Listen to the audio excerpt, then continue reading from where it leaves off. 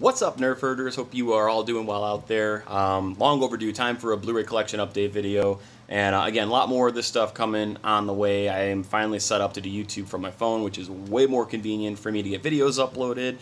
Such a pain in the ass sometimes to record, put it in the computer, edit, throw it all up. I got everything set up on the phone, so way easier to do this. So I'm super excited to talk about some of these movies here, and I'll just kind of show you guys what I've been picking up. And a lot more coming. I got so much stuff back here I got to talk about. But the first one I want to get into here is Suspiria, and this is the new Amazon Studios remake.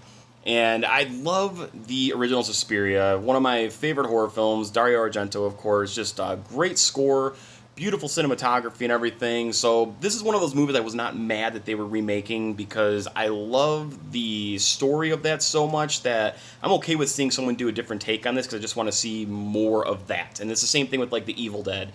When they remade Evil Dead, was not upset about it at all, because I just love that story and premise so much. I just wanted to see someone else get their hands on it and do something. That's not going to change anything that we, have already established with Bruce Campbell and those films and everything. Movies like Texas Chainsaw Massacre, that kind of stuff does not need to be touched, because that's really just shot-for-shot remake. There's not really a reimagining of that stuff. These things, when you're dealing with witches and possession and stuff, that kind of stuff I feel you can do a lot more with and really give your own take and spin on the story. They definitely do it this year. I enjoyed this a lot, and it took me a little bit to kind of get into that mode, because when the movie ended, I kind of just sat there for a little bit, trying to digest everything. So I do like the movie a lot. There are some things in here I did not like. Some of the camera work and the way that they shot some of the things I was not a big fan of. I know some of it was trying to be very reminiscent of old 70s horror and stuff like that. Some of the shots did not work that well to me, and it was like those weird slow-mo where people are kind of skipping, in and out of frame. There's a lag of the picture and stuff. I don't like that stuff. It looks like just cheap Sci-Fi Channel bullshit to me. But other than that, though, I did really enjoy this. I'm looking forward to seeing this again, because I feel like this is one of those movies, when you go back and watch it again, it's either going to cement itself to being just like a masterpiece classic to you, or you might start to pick this movie apart for things that you don't like. I really feel this is a polarizing film. But definitely check it out. I highly would recommend checking this one out, because it is a very different kind of movie. It was way different than what I expected, and I ended up enjoying it a lot. But I'm definitely looking forward to a second viewing on this one. Next here, we've got a steelbook for Tucker and Dale vs. Evil, and this is such an awesome film. I've been waiting to buy this, because just a standard Blu-ray, for the longest time, for some reason, it had always been like 15 to 20 bucks. I was waiting for it to drop down, and then they had this at Walmart's, and I had not seen the steelbook edition, so I was like, yeah, I'll hop on this. It was like 18 bucks, but well worth it. It's a gorgeous release, new art, got the beer on the back and stuff, but this is such a fun film. If you have not seen this movie, I cannot recommend this enough. This is in the veins of like Cabin in the Woods and Scream and stuff, but more on the humorous side, more belligerently humorous and obvious. So it basically just spins the horror tropes on its head, and it delivers a really fun, awesome film while doing that. Definitely recommend this movie. Great film. Next here, we've got Carey. And I have not seen the original Carey for a while now, so I wanted to revisit this one. I have not watched it yet, but artwork was pretty cool on this here. They were having a deal at Best Buy around Halloween time and stuff for this, so I ended up grabbing Carey, and then also The First Wrong Turn, which this is, I feel, a very underrated film. I mean, they've made so many of these. I think they're up to like 6 or 7 of these movies now. This one and the second one, I really feel are strong horror films. The second one's a lot of fun with like Henry Rollins and stuff, so they kind of make it a little bit more action horror kind of film, but it's still a lot of fun. This one is a surprising, really awesome film. I don't feel this movie gets enough love. I would recommend this for sure if you have not seen this, but just an awesome, backwoods slasher kind of a film, but very cool. Next here, continue with the steelbooks. We've got AntMan and the Wasp, and I love this steelbook here. I love how you got the Wasp featured on the front here, and then of course the back you got AntMan. So I enjoyed this movie. I did not like it as much as the first one. I feel there's only so much you can really do with these movies, and they progress the story like so, but it didn't have the same appeal as the first one to me. I thought the story in the first one was a little bit stronger. This one's kind of just moving the motions along to get us closer, to Endgame, and really that's what I felt this was going towards. It was really about getting to the end of the movie to show how Ant-Man progresses into Endgame. But there was still good stuff in here, still fun. Paul Rudd is super charming, and Evangeline Lilly here was awesome as Wasp. I mean, she really was the scene stealer in here, and Michael Douglas, Michelle Pfeiffer, Lawrence Fishburne. I mean, just a phenomenal cast in this movie, and it's still a good time, but just not quite as strong as the first one for me. Next here, we've got Deadpool 2, and I loved this here.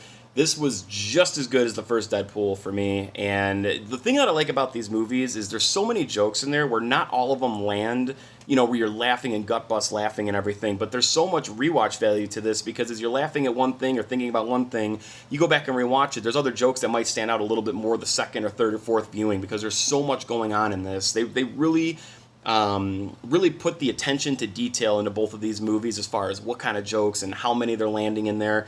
I think these movies are so fun and perfect, and I really hope that they continue to do this here. I don't think they're going to, because I know X-Force just got canceled, but I would love if they continue this. Disney, please just let Fox do their thing with this, and let's get more Deadpool movies because they're awesome, and Ryan Reynolds is perfect.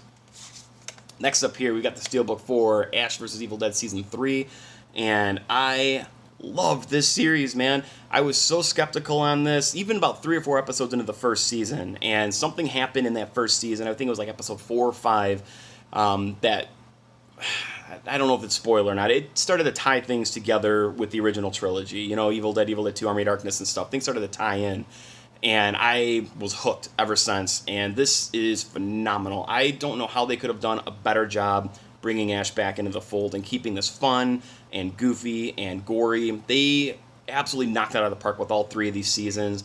It's a super bummer that they're not going to continue this anymore. Maybe we'll get lucky, but I know, Bruce Campbell's kind of hung up the chainsaw and said that he's done with everything. I'm losing my train of thought here. Nevertheless, the way that they ended this, I'm super satisfied with. They left it open enough, but closed off enough to where I didn't feel like you absolutely needed season 4. I mean, it'd be awesome, but they closed it off just good enough in this here where I'm satisfied. You gotta watch it if you haven't seen it. I'm telling you, it's amazing. Next, we got Jurassic World Fallen Kingdom. Not a big fan of this here. The Steelbook I dig. I like how he got blue on the front there and, the new Indoraptor on the back, which was an awesome dinosaur in here. But the tonal shifts that they went for in this movie did not work, and I knew they talked about that stuff going into it. They're going to make it more horror-esque. Some of it worked, some of it didn't. It was a little bit too much of a change because the premise in this was really goofy, and this did not feel like its own movie. This really felt like they needed to do this movie to create a bridge to get to where they want to go. This didn't feel like they were so much concerned about making their own movie here. They just said, all right, we got to get to A to C, so we got to put B in here to make this work. There are some good spots in here, though, some good stuff, but this one just fell way more on the unrealistic side. Jurassic World tampered with that a little bit, but I still felt they kept it close to home, and it felt very much like, watching Jurassic Park in a sense, but this one a little bit off the hinges. Still some good stuff in here. I mean, if you love dinosaurs, you can't not miss this movie. Next we got here is Kingsman, The Golden Circle, and this was fun. I think it was a little bit long. I love the first Kingsman, The Secret Service. It's just phenomenal action, great movie, great casting. Everything is great in that movie, and this one offers a lot more of the same. I just feel a little bit less intriguing villain, and the overall story to the movie just not quite as strong as Secret Service, but the length in this was the biggest problem. I think they could have easily shaved off 15-20 minutes, cut this down a little bit, edited a little bit better, and I think it would have flowed a little bit more smoothly and made it a more enjoyable viewing experience. Still really good, though. I mean, these movies are super fun, just not quite as good. Next here, Lady and the Tramp. I'm not going to talk too much about this because this is for the ladies of the house, and that's that. And last, but certainly not least here, we got A Quiet Place. Now, this movie, I don't know why it gets all the praise that it does. I think it's solid, it's good for what it is, but there are definitely things in this movie that I feel like they were shoehorned for sure. When you're living in this kind of a world and you're going about your day-to-day life, you already know how to handle your situations, keep yourself collected. So some of the things that happen in this movie, it's just like, if you guys already been living in this world for X amount of time, how are you having all these issues in this short period? How are you not, dead or drawing attention to yourself long before this when you were trying to adapt to this world? You're stepping into this where they're already adapted to everything, and some of the decisions that they're still making, it's just like, you should know better than that by now. And that was my biggest gripe with this. I had the worst viewing experience ever in the theater with this movie as well. Absolutely terrible. And that's why I ended up buying it, because I wanted to watch it quietly in my house. But we had kids screaming, kids sneaking in and out, talking on their phones. It was just, of course, if you've seen the movie, you know how silent this movie is. Huge distraction. And I enjoyed it in the theater, but I still had those same gripes. So I was like, all right, I'm going to pick it up. It's a cool steelbook. This is in Boston here, which is pretty cool. And you know, I figured I'm going to give this another chance, and it is good. It's a solid film, but it's not something I'm going to go back and revisit all the time because I do have some gripes with the story. But I do think that John Krasinski, moving forward, if he continues to do horror, he definitely has a good touch because he did direct this as well. I would like to see what he continues to do. But this one here is good. I just don't understand why it has all this praise and it's winning all these best horror film awards and all that, dude. Hereditary, dude. Hereditary is where it's at, man.